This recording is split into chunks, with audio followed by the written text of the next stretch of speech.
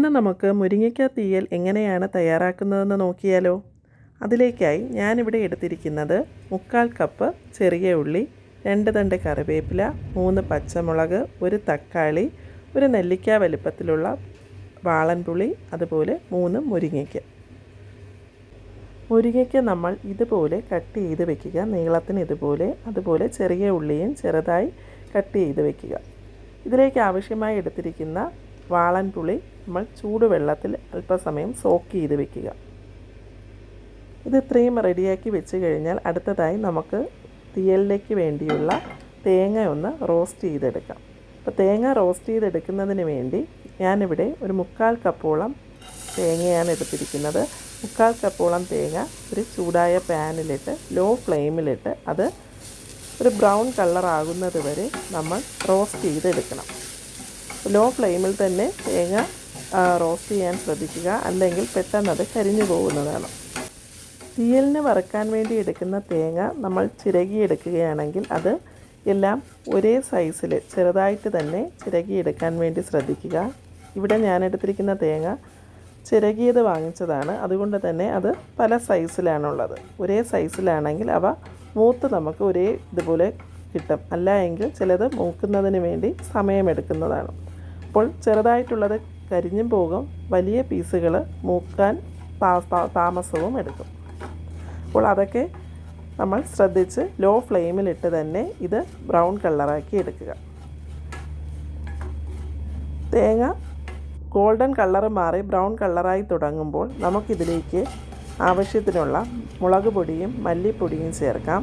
അപ്പോൾ പൊടി ചേർക്കുന്ന സമയത്ത് ഒന്നുകിൽ ഫ്ലെയിം ഓഫ് ചെയ്യുക, അല്ലെങ്കിൽ പാൻ ഫ്ലെയിമിൽ നിന്ന് മാറ്റിയിട്ട് വേണം ചേർക്കാൻ. ഞാനിവിടെ 1 ടേബിൾ സ്പൂണോളം പിരിയൻ മുളക് പൊടിയും അഥവാ കാശ്മീരി മുളക് പൊടിയും അതുപോലെ തന്നെ 1 ടേബിൾ സ്പൂൺ മല്ലിപ്പൊടിയും കൂടി ചേർത്ത് തേങ്ങ നല്ലതുപോലെ ആ മസാലയുടെ മുളക് പൊടിയുടെയും മല്ലിപ്പൊടിയുടെയും പച്ചപ്പ് മാറുന്നത് വരെ നന്നായി ലോ ഫ്ലെയിമിലിട്ട് തന്നെ ഒന്ന് റോസ്റ്റ് ചെയ്യുക.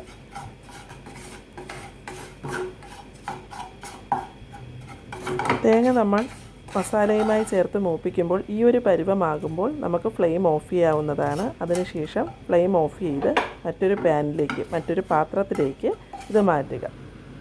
ഇനി നമ്മൾ ഒരു മൺചട്ടി അടുപ്പിൽ വെച്ച് അതിലേക്ക് 2 ടേബിൾ സ്പൂണോളം കോക്കനട്ട് ഓയിൽ അഥവാ വെളിച്ചെണ്ണ 2 ടേബിൾ സ്പൂണോളം വെളിച്ചെണ്ണ ഒഴിക്കുക.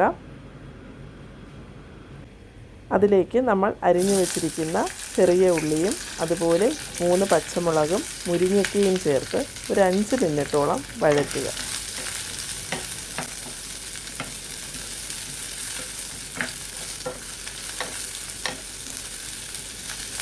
അഞ്ച് മിനിറ്റും തുടർച്ചയായി ഇളക്കിക്കൊണ്ടിരിക്കണമെന്നില്ല, ഇടയ്ക്കിടയ്ക്ക് ഒന്ന് ഇളക്കി കൊടുത്താൽ മതി. 5 മിനിറ്റോളം വഴറ്റിയതിന് ശേഷമാണ് ഇതിൽ ബാക്കി പൊടികളൊക്കെ നമ്മൾ ചേർക്കുന്നത്. ഏകദേശം 5 മിനിറ്റ് വഴറ്റിയതിന് ശേഷം 1 ടീസ്പൂൺ മഞ്ഞൾപ്പൊടിയും അതുപോലെ നമ്മൾ എടുത്തു വെച്ചിരുന്ന തക്കാളി കട്ട് ചെയ്തതും ചേർത്ത് നന്നായി വഴറ്റുക.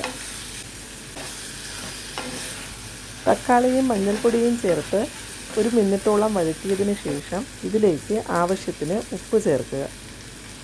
ഉപ്പും ചേർത്ത് നന്നായി മിക്സ് ചെയ്തതിന് ശേഷം 1 മിനിറ്റോളം നമ്മൾ അടച്ച് വെച്ച് കുക്ക് ചെയ്യുക. 1 മിനിറ്റ് കഴിയുമ്പോൾ അടപ്പ് തുറന്ന് ഞാനിതിലേക്ക് ഒരു സീക്രട്ട് ഇൻഗ്രീഡിയൻസ് ചേർക്കുന്നുണ്ട്.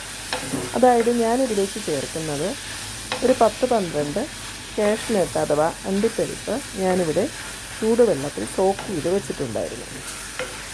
അത് ചൂടുവെള്ളത്തിൽ സോക്ക് ചെയ്ത് കഴിയുമ്പോൾ പെട്ടെന്ന് തന്നെ നമുക്കത് രണ്ടായി ഇതുപോലെ പിളർന്നെടുക്കുന്നതിന് പെട്ടെന്ന് സാധിക്കുന്നതാണ്. അതും കൂടി ചേർത്ത് ഒന്ന് മിക്സ് ചെയ്തതിന് ശേഷം ഇതിലേക്ക് ആവശ്യത്തിനുള്ള പുളിവെള്ളവും ചേർത്ത് അതുപോലെ ഗ്രേവിക്ക് ആവശ്യമായിട്ടുള്ള വെള്ളവും ചേർത്ത് അടച്ച് വെച്ച് വേവിക്കുക.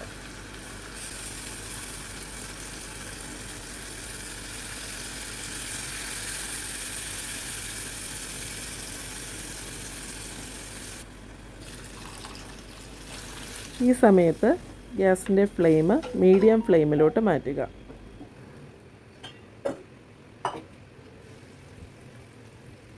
ഇത് പിന്നിട്ട് കഴിയുമ്പോഴേക്കും നമുക്ക് അടപ്പ് തുറന്ന് നോക്കാം. അപ്പോഴേക്കും നമ്മുടെ മുരിങ്ങയ്ക്കയൊക്കെ നന്നായി വെന്തിട്ടുണ്ടാകും. ഗ്രേവി അല്പമൊന്ന് കുറുകി വന്നിട്ടും ഉണ്ടാകും. ഈ സമയത്ത് നമ്മൾ ഇതിലെ ഉപ്പൊക്കെ ഒന്ന് ചെക്ക് ചെയ്യുക.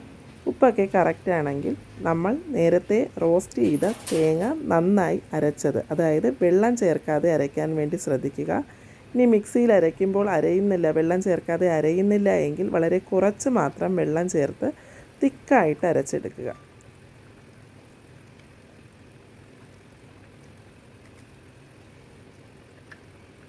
നമ്മൾ അരച്ച് വെച്ചത് ചേർത്ത് കഴിഞ്ഞാൽ നമ്മുടെ ഗ്യാസിൻ്റെ ഫ്ലെയിം ലോ ഫ്ലെയിമിലോട്ട് മാറ്റുക. ഇനി ഇത് അടച്ച് വെച്ച് തിളപ്പിക്കേണ്ട കാര്യമില്ല. തുറന്നിട്ട് ലോ ഫ്ലെയിമിലിട്ട് തിളപ്പിച്ചാൽ മതി. അതുപോലെ തന്നെ ഈ സമയത്ത് ഞാൻ ഇതിലേക്ക് ആവശ്യമായിട്ടുള്ള കറിവേപ്പില ചേർക്കുന്നുണ്ട്. അതുപോലെ തന്നെ ഞാൻ ഇതിലേക്ക് ഒരു 1/2 ടീസ്പൂൺ ജീരകപ്പൊടിയും ചേർക്കുന്നുണ്ട്. ജീരകപ്പൊടിയും ചേർത്ത് തുറന്നിട്ട് ലോ ഫ്ലെയിമിലിട്ട് കുറച്ച് നേരം കൂടി, കറി അല്പം കൂടി നിങ്ങൾക്ക് എത്രത്തോളമാണോ കുറുകേണ്ടത് ആ ഒരു സമയം വരെ ഒന്ന് തിളപ്പിക്കുക.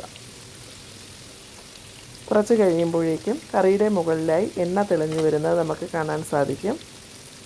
മുകളിൽ എണ്ണ തെളിഞ്ഞു വന്നതിന് ശേഷം നമുക്കിത് അടച്ച് വെച്ച് ഗ്യാസ് ഓഫ് ചെയ്യാവുന്നതാണ്. അങ്ങനെ നമ്മുടെ മുരിങ്ങയ്ക്ക തീയൽ ഇവിടെ റെഡിയായി കഴിഞ്ഞു. ഇത് എല്ലാവരും ട്രൈ ചെയ്ത് നോക്കി നിങ്ങളുടെ അഭിപ്രായങ്ങൾ കമൻറ്റിൽ കൂടി എന്നെ അറിയിക്കുക.